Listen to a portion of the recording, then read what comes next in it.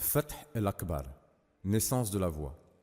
Il rentra enfin au Maghreb et s'installa à Tlemcen au cours de la même année que celle où il effectua son pèlerinage en 1188 de l'Hégire.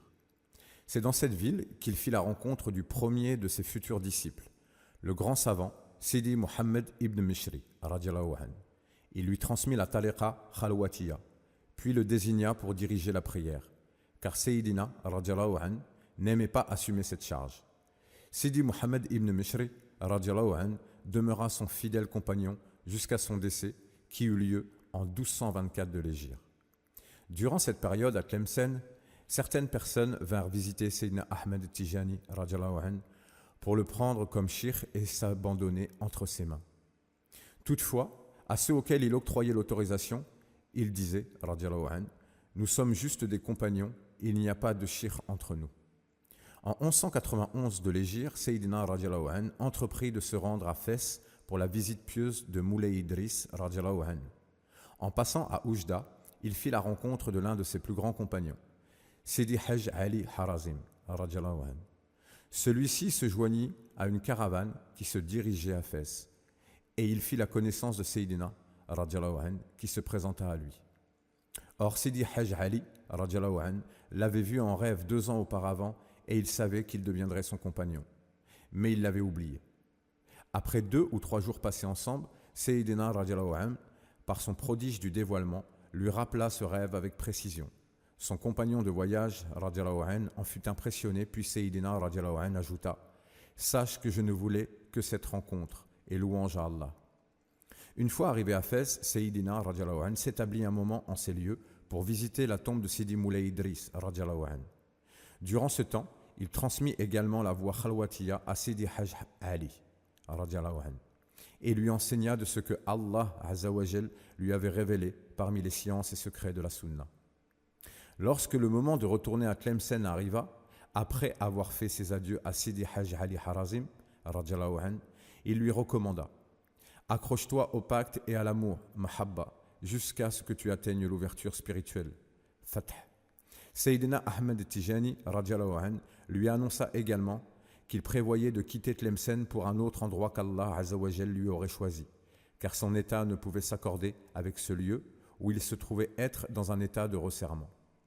Il retourna ainsi à Tlemcen et demeura là-bas quelque temps, jusqu'à ce que sa renommée grandissante finisse par inquiéter le bey Mohammed ibn Othman. Ce dernier entreprit d'intimider ceux qui se rendaient auprès de lui, et surtout depuis qu'il dirigea lui-même une armée afin d'attaquer la ville de Larwat et celle de Ain Madi.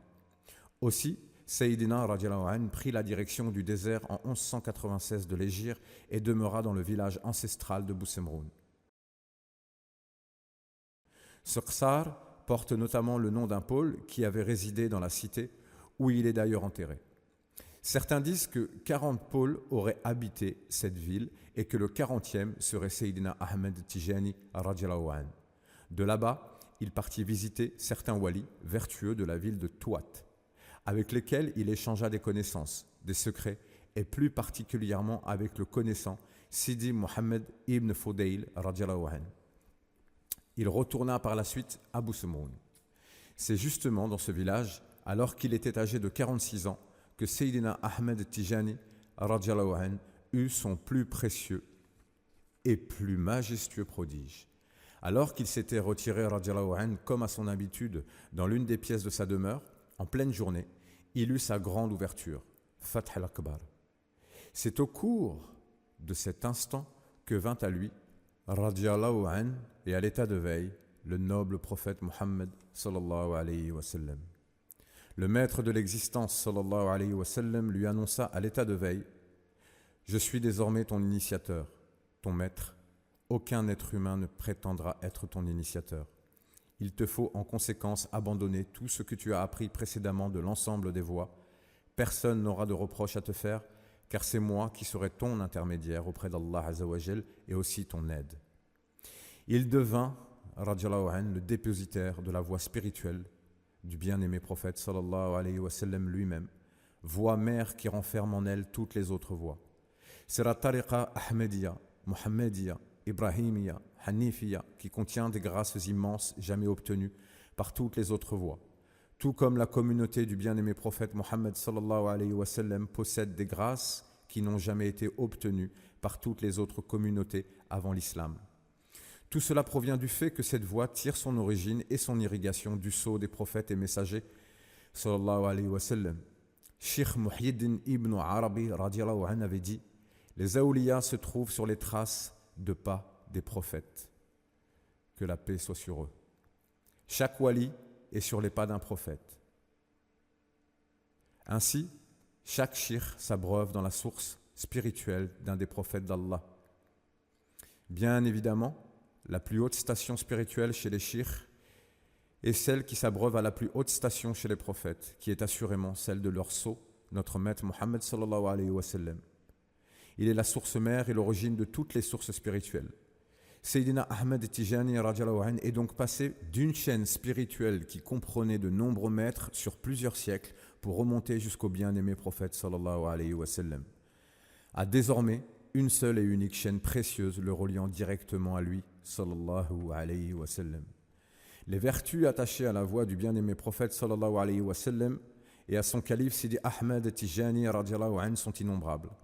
Le bien-aimé prophète sallallahu alayhi wa sallam enseigna à Sayyidina radiallahu anhu le wird qu'il devait transmettre et qui contient les lumières de sa station particulière, puis il lui dicta les conditions inhérentes à la voie. Il lui octroya également sallallahu alayhi wa sallam des oraisons qui lui étaient spécifiquement réservées ainsi que leur planification dont le contenu devait rester caché. Sayyidina radiallahu anhu a dit: je ne récite aucune évocation sans qu'elle ne me soit planifiée et spécifiée par le messager d'Allah sallallahu alayhi wa sallam. Parmi les dons immenses qu'il a reçus pour lui-même radiallahu anhu, ainsi que pour ses disciples, se trouve une prière sur le bien-aimé prophète sallallahu alayhi wa sallam nommée Salatul Fatihi.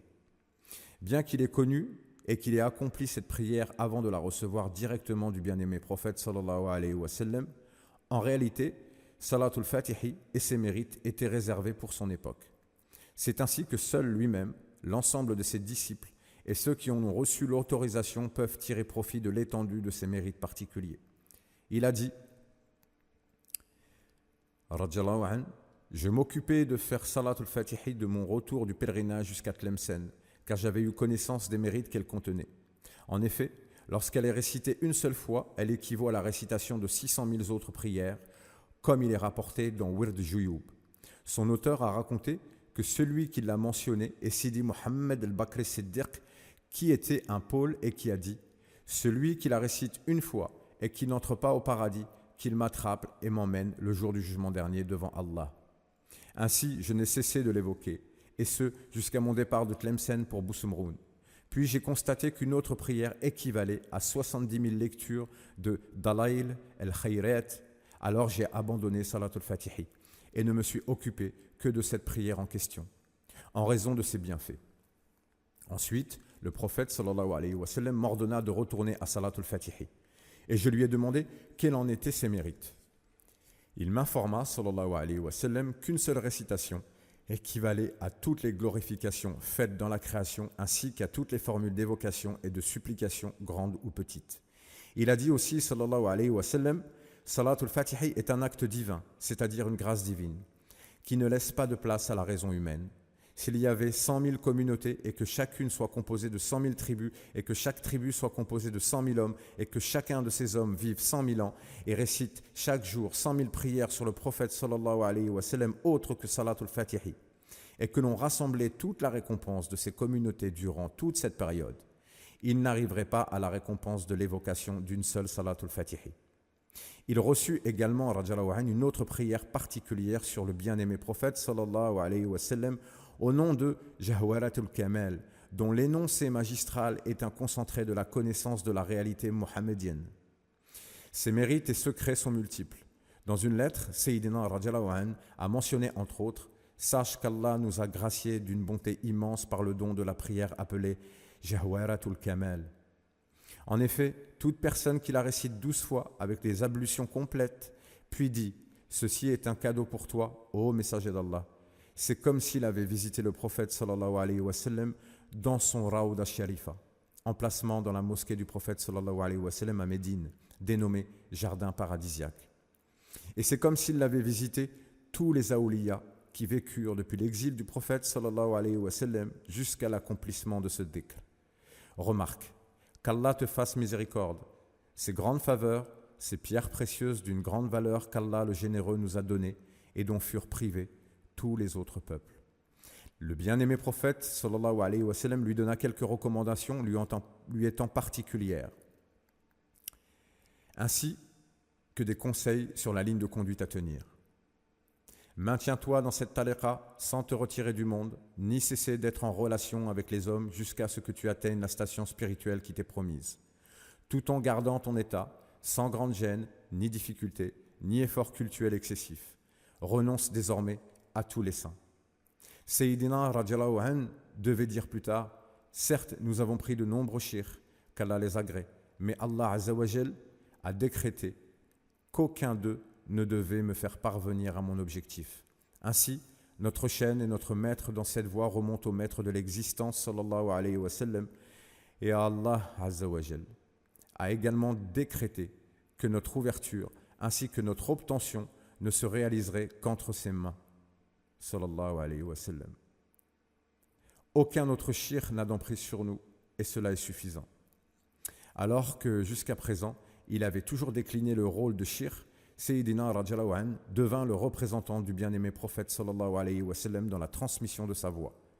Dès qu'il reçut ce noble dépôt et cette lourde charge, il fut animé radiallahu anhu d'un sentiment de crainte mais également d'espoir afin que cela soit une cause de salut pour les membres de la communauté du bien-aimé prophète sallallahu alayhi wa sallam. Aussi en fit-il part au prophète sallallahu alayhi wa sallam qui lui confirma cela en lui dévoilant: tu es la porte de salut pour tout désobéissant qui se fait du tort à lui-même. C'est empreint de ce même état d'esprit que, lorsque Sayyidina Ahmed Tijani radiallahu anhu rédigea sa demande de garantie au bien-aimé prophète sallallahu alayhi wa sallam pour lui-même et ses compagnons, il annota: je demande par la faveur de notre maître le messager d'Allah sallallahu alayhi wa sallam qu'il garantisse pour moi et tout cela que je meure ainsi que chaque vivant parmi eux dans la foi et l'islam. Je demande qu'Allah le Très-Haut nous préserve de tous ces châtiments, peur, crainte et frayeur, de tous les maux de l'instant de la mort, jusqu'à l'établissement dans le paradis, et qu'il me pardonne, ainsi qu'à eux pour tous les péchés précédents, ainsi que ceux qui doivent survenir. Je demande qu'Allah le Très-Haut nous ombrage de son trône au jour dernier, et qu'Allah le Très-Haut nous abreuve du bassin de notre maître, le messager d'Allah sallallahu alayhi wa sallam. Je demande que notre Seigneur nous fasse tous entrer au paradis sans subir ni jugement ni châtiment, dans le premier groupe qui y entrera, et que notre Seigneur nous établisse tous dans le Iliyin du paradis, Firdaus et Adnan. Et je demande également au messager d'Allah sallallahu alayhi wa sallam qui nous garantisse par Allah le Très-Haut tout ce qui est évoqué dans ces notes pour moi-même et l'ensemble de mes compagnons, et qu'Allah nous octroie à moi ainsi qu'à eux toutes ces demandes formulées ici même et intégralement par une promesse de sa part qui nous permettra d'atteindre tout ce qui a été évoqué dans cet écrit. Cet écrit fut ensuite remis entre les mains bénies du bien-aimé prophète sallallahu alayhi wa sallam à l'état de veille et non en songe. Il lui répondit sallallahu alayhi wa sallam: sache que je te garantis toutes les demandes contenues dans ces notes, d'une promesse sans faille à ton égard et à la leur, jusqu'à ce que vous soyez tous en ma compagnie dans les plus hauts degrés du Iliyin. Je te certifie cet engagement, sans manquement, pour toutes tes demandes, et que la paix soit sur toi. Durant la période passée dans cette région, Sayyidina résida radiallahu anhu d'abord dans le petit village avoisinant de Shelala, Gebliya, de 1196 de l'Hégire à 1199 de l'Hégire, puis dans le Qsar même de Boussemroun, de 1199 de l'Hégire à 1213 de l'Hégire. À Shelala se trouvent encore les vestiges des endroits où il avait l'habitude de s'isoler pour certains exercices spirituels. D'ailleurs, c'est dans ce village que lui fut attribué le prodige de la vision. Sayyidina Ahmed Tijani radiallahu anhu a rapporté: c'est lors de cette fameuse année que le prodige de la vision me fut octroyé. Il fut interrogé sur ce qu'était le prodige de la vision. Il répondit radiallahu anhu: le messager d'Allah sallallahu alayhi wa sallam m'a dit: celui qui te verra le jour du vendredi et du lundi, il entrera au paradis sans jugement ni châtiment. Puis Sayyidina radiallahu anhu ajouta: je me trouvais à Shelala quand un homme vint me demander: nous avons entendu dire que celui qui te voit le vendredi et le lundi, il rentrera au paradis sans jugement et sans châtiment. Est-ce que cela est vrai? Je lui dis, c'est la vérité. Il me demanda, même si celui qui te voit est altéré? Je lui dis, m'a-t-il vu? Il répondit, oui. Je lui dis alors, eh bien lui aussi, il y entrera. Sayyidina radiallahu anhu fut ensuite interrogé sur le sens du mot altéré. Il répondit, c'est une personne qui manque de beaucoup de rectitude. Il reçut, radiallahu anhu, d'année en année, l'initiation directe du bien-aimé prophète sallallahu alayhi wa sallam, ainsi que l'ordre et l'autorisation d'appeler les gens à cette voie. À sa science classique surprenante venait s'ajouter une connaissance divine qui ne cessait de croître. S'ensuivit alors une période de propagation qui dura 13 ans dans cette région et d'autres par le biais de certains compagnons, dont Sidi Mohammed ibn Mishri radiyallahu anhu et Sidi Mahmoud Tounsi radiyallahu anhu. Les gens affluaient de multiples contrées pour tirer profit de sa baraka et bénéficier du dépôt que lui avait confié le bien-aimé prophète sallallahu alayhi wa sallam. Des villages et des tribus entières venaient s'affilier à travers lui radiyallahu anhu. Il en était de même pour les personnalités vertueuses, tout comme certains brigands qui venaient se repentir et se réformer grâce à ces lumières. Ainsi, le connaissant, Sidi Mohammed ibn Fudayl, radiyallahu anhu, qu'il avait côtoyé à Touat, vint s'affilier à la tariqa. D'autres aoulias venant de Oued Souf, est algérien, près de la frontière tunisienne, en firent de même. En 1201 de l'Hégire, alors que Sayyidina radiyallahu anhu se trouvait en visite à Ain Madi, un groupe de 10 personnes vinrent de Oued Souf pour le voir. 9 d'entre eux venaient du village de Guémar et le 10e de Tarzout, une localité très proche de leur village. Leur guide était l'un des disciples de Sayyidina, Sidi Mohammed Sassi, radiyallahu anhu, qui s'était affilié à lui 3 ans auparavant.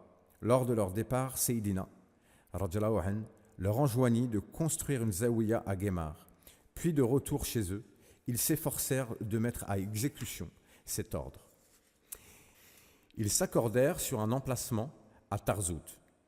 L'année suivante, ils partirent de nouveau visiter Sayyidina, radiyallahu anhu, qui leur demanda « Avez-vous construit la zaouïa ?» Ils lui répondirent « Oui, nous l'avons fait. » Sayyidina, radiyallahu anhu, leur demanda alors « À quel endroit ?» Ils répondirent « À Tarzout. » Mais devant l'insistance de Sayyidina Ahmed et Tijani, radiyallahu anhu, afin qu'elle soit construite à Guémar, ils lui dirent « Tarzout et Guémar sont comme une seule ville. » Il leur répondit, radiyallahu anhu, « Allah Azza wa Jal et son prophète, sallallahu alayhi wa sallam, refusent qu'elle soit située ailleurs qu'à l'est de Guémar. » Finalement, Sidi Mahmoud Tounsi, radiyallahu anhu, les rejoignit conformément à l'ordre de Sayyidina, radiyallahu anhu, afin de leur désigner l'endroit désiré, et c'est ainsi qu'en 1204 de l'Hégire fut érigée à Guémar la première zaouïa de l'histoire de cette noble tariqa Tijaniya. Sayyidina Ahmed Tijani, radiyallahu anhu, se rendait souvent à Ain Madi pour visiter sa famille, ainsi qu'à Taza pour voir l'un de ses jeunes et pourtant si dévoué et pieux compagnon, Sidi Mohammed ibn Arabi Damraoui, radiyallahu anhu. C'est notamment lui, radiyallahu anhu, qui, au début, a servi d'intermédiaire entre le prophète sallallahu alayhi wa sallam et Sayyidina radiyallahu anhu. En effet, ce dernier, en raison de sa grande pudeur, n'arrivait pas à s'exprimer devant le bien-aimé prophète sallallahu alayhi wa sallam et en oubliait tout. Sidi Mohammed ibn Arabi radiyallahu anhu finit par s'installer auprès de Sayyidina radiyallahu anhu à Boussemroun, puis à Ain Madi où il décéda en 1204 de l'Hégire. Ce fut cette même année, à l'occasion de l'Aïd al-Adha, à Ain Madi, qu'un autre jeune homme, tout aussi émérite, originaire de Tamasin, vint le visiter, accompagnant le groupe issu de la ville de Guémar. Il se nommait Sidi Haj Ali ibn Haj Aïssa Tamasini, radiyallahu anhu. Et en faisant la rencontre de Sayyidina, radiyallahu anhu, il décela en lui une dimension bien plus grande que celle que le commun et l'élite pouvaient percevoir. Il décida, radiyallahu anhu, d'offrir sa vie à cet homme qui exhalait cette émanation particulière de la proximité divine, en se dévouant à ses côtés et en laissant derrière lui, et sans regret, femmes et enfants. Sayyidina, radiyallahu anhu, quant à lui, savait qu'il serait celui à qui il confierait la lieutenance de la tariqa après sa mort, et les bonnes annonces à son sujet furent nombreuses. Aussi, après quelque temps, il le renvoya préparer ce futur destin en lui disant, radiyallahu anhu, lorsque tu retourneras en paix à Tamasin, affaire-toi à élargir ta maison et prépare-toi un endroit pour la prière et le dhikr. Consacre aussi des endroits pour la réception des visiteurs et multiplie la construction de bâtiments, car tu vas atteindre un objectif tel que les gens viendront te visiter de toutes parts. Ne crains point du détenteur du trône qu'il ne te restreigne, cherche l'aide d'Allah Azza wa Jalla en cela. Son compagnon Sidi Hajj Ali Harazim radhiyallahu anhu venait souvent le visiter depuis Fès et il fut étonné de constater l'étendue et la profondeur de ses connaissances seigneuriales, qui s'amplifiaient d'une visite à l'autre. Il contemplait les effets des effusions divines en lui et était ébahi devant son visage qui s'illuminait et sa langue qui charmait ses auditeurs de sciences imperceptibles pour les esprits les plus éveillés. Ceux qui venaient à lui avec des doutes ou des incertitudes repartaient après sa rencontre avec des certitudes et des convictions. C'est Sidi Hajj Ali Harazim radhiyallahu anhu aussi qui assuma la place d'intermédiaire 6 mois après le décès de Sidi Mohammed ibn Arabi radhiyallahu anhu par l'autorisation du bien-aimé prophète sallallahu alayhi wa sallam. À Boussemroun, Sayyidina radhiyallahu anhu eut 2 jeunes garçons, Sidi Ismaïl et Sidi Mukhtar, qui moururent en bas âge. C'est aussi en ces lieux que naquit un autre fils, Sidi Mohammed al-Kabir, de sa mère la pieuse dame Mabrouka, une servante affranchie que Sayyidina radhiyallahu anhu épousa. Il se maria aussi avec Mbarika, une autre de ses servantes affranchies. Il les appréciait particulièrement en raison de leur piété et de leur dévouement. Sayyidina Ahmed Tijani radhiyallahu anhu avait dit « La maison qui est bénie est celle qui contient Mabrouka et Mubarika ».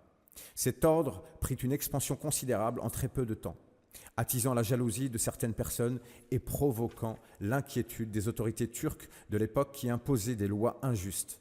Là encore, le destin de Sayyidina Ahmed Tijani radhiyallahu anhu allait ressembler une fois de plus à celui du bien-aimé prophète sallallahu alayhi wa sallam. Tout comme le prophète sallallahu alayhi wa sallam dut s'exiler de la Mecque à Médine, Sayyidina radhiyallahu anhu fut contraint de le faire de Boussemroun à Fès. Ainsi, le 17 Rabi' al-Awwal de l'an 1213 de l'Hégire, il s'apprêta à prendre la route avec sa famille en passant par le village de Figig, Qsar jumeau de Boussemroun.